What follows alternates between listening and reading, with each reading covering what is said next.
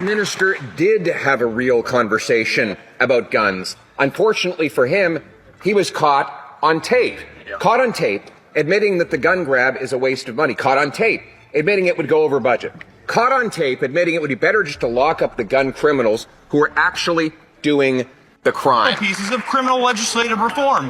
One on bail and sentencing that will make sure violent repeat offenders are not walking amongst our streets, and a second that will protect those who are at risk of intimate partner violence or at risk of being victimized by sexual offenses. And when it comes to the summer, I was meeting with law enforcement and provincial counterparts. He was fighting for his job. But over the weekend, the Minister of Public Safety accidentally told the truth, and he was recorded doing it. He said that the gun grab is not worth the money, that it will go over budget, and it would be better just to lock up the criminals. Crime. But that why is it that Liberals only tell the truth when they don't think anyone is listening? Well, only that minister who ruined the immigration system, the bruise in the housing market, could simultaneously repeat a promise while breaking it. Right. It was last week that the Liberal promise of another, yes, that's right, a Liberal promise is a prop. To prove his incompetence, I'm glad he brought up the issue of border security, because we asked the government in an order paper question last week whether they'd keep their promise on 1,000 new border guards. They got back saying not only have they not hired the 1,000 more, they have no plans to do so.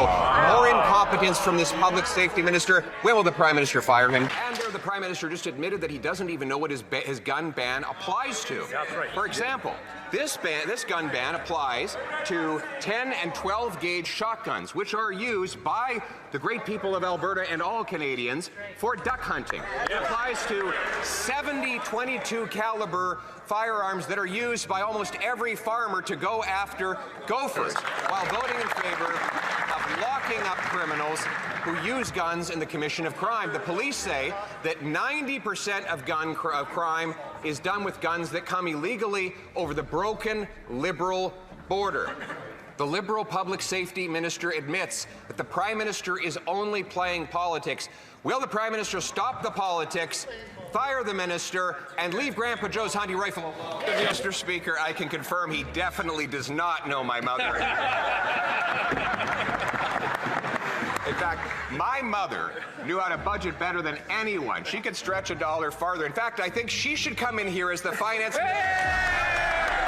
showing the government adding $1/3 of $1 trillion of extra deficits. We know that every single dollar this Prime Minister spends comes out of the pockets of hard-working Canadians. Why don't they know that? PBO reports that the deficit is now 2/3 higher than the one Trudeau left behind. Over the next 5 years, this Prime Minister will add an amazing $300 billion of additional inflationary debt, twice what Trudeau would have added, all of which will add to the cost of living for Canadians. We're not going to join the finance minister in patting himself on the back while millions of Canadians are lined up at food banks. Let's talk about the economy. GDP shrank in Q2. The finance minister should know that, but we haven't seen a budget from him, but we've seen all of the warning signals, and so has the parliamentary budget officer, who said that it's very alarming what's happening and that something is going to break. But it's already broken for Canadians. They can't afford to feed themselves, feed their families. I don't think he's been seeing the evolution of the Canadian economy, Madam Chair. Madam Speaker, I have some good news for the member. The Canadian economy is growing, Madam Speaker. I think he should be thanking the plan of this government, Madam Speaker. Speaker, I don't know what the minister's rejoicing about, because prices are skyrocketing, food banks are overwhelmed, and families are skipping meals. Meanwhile, the parliamentary budget officer called this government's finances, quote, shocking, quote, unsustainable, and warned, quote, something is going to break.